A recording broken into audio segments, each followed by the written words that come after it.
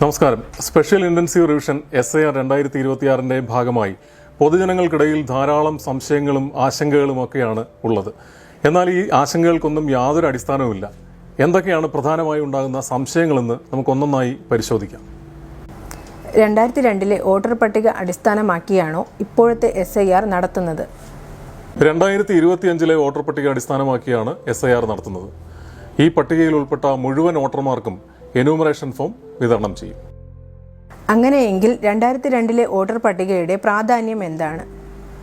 സംസ്ഥാനത്ത് അവസാനമായി SIR നടന്നത് 2002 അന്ന് രേഖകളെല്ലാം പരിശോധിച്ച് യോഗ്യത ഉറപ്പുവരുത്തിയാണ് വോട്ടർമാരെ പട്ടികയിൽ ഉൾപ്പെടുത്തിയത്. അതുകൊണ്ട് തന്നെ അന്നത്തെ പട്ടികയിൽ ഉൾപ്പെട്ടവർക്കോ അവരുടെ ബന്ധുക്കൾക്കോ ഇപ്പോൾ രേഖകൾ സമർപ്പിക്കേണ്ടി വരുന്നില്ല. എന്യൂമറേഷൻ ഫോം ലഭിച്ച ഒരു വോട്ടർക്ക് 2002 പട്ടികയിൽ തന്റെ പേരോ അതില്ലാത്ത പക്ഷം ബന്ധുവിന്റെ പേരോ എങ്ങനെ കണ്ടെത്താം? ഇലക്ഷൻ കമ്മീഷന്റെ വോട്ടേഴ്സ് പോർട്ടലിലോ മുഖ്യ തെരഞ്ഞെടുപ്പ് ഓഫീസറുടെ വെബ്സൈറ്റിലോ കൂടാതെ ബൂത്ത് ലെവൽ ഓഫീസറുടെ പക്കലിലുള്ള പട്ടികയിലോ പരിശോധിക്കാവുന്നതാണ്. 2025 പട്ടികയിൽ ഉള്ളവർ ആ വിലാസത്തിൽ നിന്ന് താമസം മാറിയിട്ടുണ്ടെങ്കിൽ എന്യൂമറേഷൻ ഫോം എങ്ങനെ കൈപ്പറ്റും? എങ്ങനെ പൂരിപ്പിച്ച് തിരിച്ചേൽപ്പിക്കും? വോട്ടർക്ക് വോട്ടുള്ള സ്ഥലത്തെ ബൂത്ത് ലെവൽ ഓഫീസറുമായി ബന്ധപ്പെട്ട് എന്യൂമറേഷൻ ഫോം കൈപ്പറ്റി പൂരിപ്പിച്ച് നൽകാവുന്നതാണ്. ബൂത്ത് ലെവൽ ഓഫീസർമാരുടെ വിവരങ്ങൾ മുഖ്യ തെരഞ്ഞെടുപ്പ് ഓഫീസറുടെ വെബ്സൈറ്റ് വഴി കണ്ടെത്താവുന്നതാണ്. കൂടാതെ ഓൺലൈൻ വഴി പൂരിപ്പിച്ച് സമർപ്പിക്കാവുന്നതുമാണ്. കരട് വോട്ടർ പട്ടിക പ്രസിദ്ധീകരിച്ച ശേഷം നിലവിലെ മേൽവിലാസത്തിലേക്ക് വോട്ടറുടെ പേര് മാറ്റുന്നതിന് ഫോം 8 അപേക്ഷ സമർപ്പിക്കാവുന്നതാണ്. ഒരു വോട്ടർക്ക് ഒന്നിലധികം എന്യൂമറേഷൻ ഫോം ലഭിച്ചാൽ എന്തു ചെയ്യണം? വോട്ടർമാർക്ക് ഒന്നിലധികം എന്യൂമറേഷൻ ഫോമുകൾ ലഭിച്ചാൽ അതിനർത്ഥം വോട്ടറുടെ പേര് ഒന്നിലധികം തവണ വോട്ടർ പട്ടികയിൽ ഉൾപ്പെട്ടിട്ടുണ്ട് എന്നതാണ്. ഇത് നിയമവിരുദ്ധമാണ്. അങ്ങനെയെങ്കിൽ നിലവിലുള്ള മേൽവിലാസത്തിലുള്ള ഒരു എന്യൂമറേഷൻ ഫോം മാത്രം പൂരിപ്പിച്ച് നൽകാൻ ശ്രദ്ധിക്കേണ്ടതാണ്. ഒരാൾ പ്രവാസി വോട്ടറായും ജനറൽ വോട്ടറായും വോട്ടർ പട്ടികയിൽ ഉൾപ്പെടുകയും 2 എന്യൂമറേഷൻ ഫോമുകൾ ലഭിക്കുകയും ചെയ്താൽ എന്തു ചെയ്യണം? പ്രവാസി വോട്ടറായോ ജനറൽ വോട്ടറായോ ഏതാണോ നിലനിർത്തേണ്ടത് ആ എന്യൂമറേഷൻ ഫോം മാത്രം പൂരിപ്പിച്ച് നൽകേണ്ടതാണ്. 2025 വോട്ടർ പട്ടികയിൽ ഉൾപ്പെട്ടിട്ടും എന്യൂമറേഷൻ ഫോം ലഭിച്ചില്ലെങ്കിൽ എന്തു ചെയ്യണം? ബൂത്ത് ലെവൽ ഓഫീസറുമായി ബന്ധപ്പെടുകയോ ഓൺലൈനായി സമർപ്പിക്കുകയോ ചെയ്യാവുന്നതാണ്. എന്യൂമറേഷൻ ഫോമിന്റെ കൂടെ ഏതെങ്കിലും രേഖകൾ സമർപ്പിക്കേണ്ടതുണ്ടോ? എന്യൂമറേഷൻ ഫോമിനോടൊപ്പം രേഖകളൊന്നും തന്നെ സമർപ്പിക്കേണ്ടതില്ല. കരട് വോട്ടർ പട്ടിക പ്രസിദ്ധീകരിച്ച ശേഷം ഇലക്ട്രൽ രജിസ്ട്രേഷൻ ഓഫീസർ ആവശ്യപ്പെടുന്ന പക്ഷം രേഖകൾ ഹാജരാക്കേണ്ടതാണ്.